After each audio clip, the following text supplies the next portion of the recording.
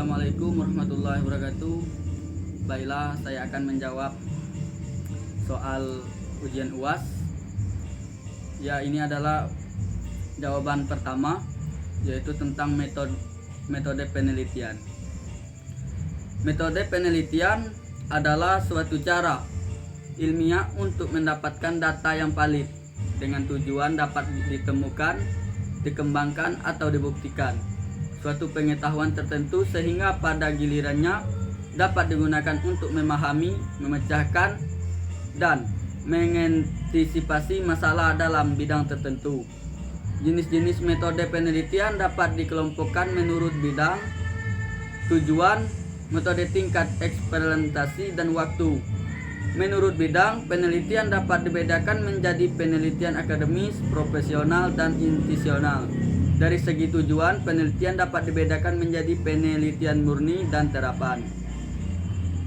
Dari segi metode penelitian, dapat dibedakan menjadi penelitian survei, penelitian eksperimental, eksperimen, naturalistik, policy risk, evaluation risk, action risk, sejarah, dan research, komparatif dan asosiatif. Dari segi waktu dapat dibedakan menjadi penelitian cross-seksional dan ekspansiasi menurut Nazir 1988. Kegunaan penelitian adalah untuk menyelidiki keadaan dari alasan melalui percobaan, eksperimen, ataupun berdasarkan observasi tanpa kontrol.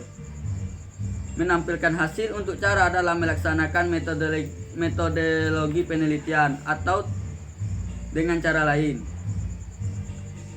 Metodologi penelitian merupakan prinsip dasar tentang metode riset yang diterapkan dalam proses penelitian.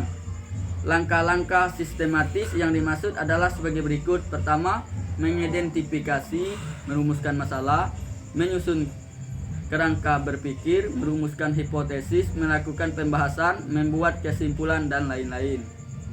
Baiklah, saya akan menjawab soal yang kedua.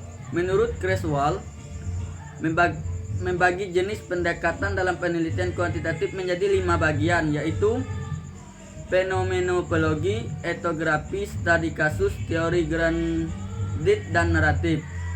Fenomenologi pada dasarnya bertujuan untuk mengetahui secara mendalam mengenai perjalanan hidup seseorang. Penelitian kuantitatif merupakan salah satu metode penelitian yang bersifat deskriptif dan cenderung mencari sebuah makna dari data yang didapatkan dari hasil sebuah penelitian.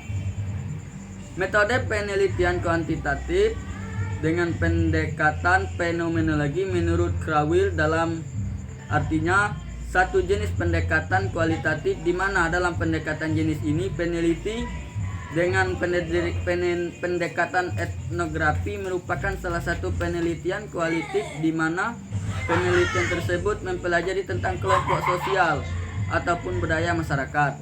Baiklah, saya akan menjawab jawaban yang ketiga.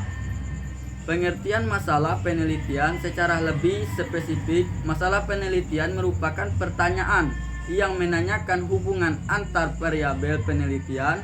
Pengertian lain menunjukkan bahwa masalah merupakan kesenjangan antara situasi yang diharapkan dengan situasi yang ada ciri-ciri penelitian bersifat ilmiah.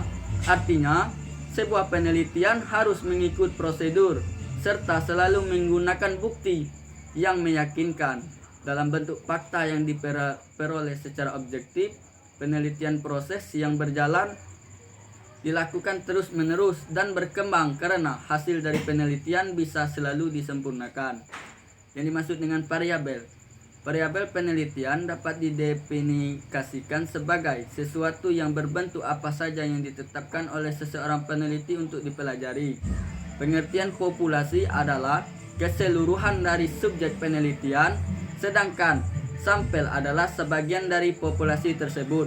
Data penelitian adalah segala fakta dan angka yang dapat dijadikan bahan untuk menyusun suatu informasi. Yang dimaksud dengan instrumen penelitian adalah alat bantu yang digunakan oleh peneliti untuk mengumpulkan data penelitian. Data seperti apa yang digunakan ditentukan oleh apa rumusan masalah penelitian yang diajukan.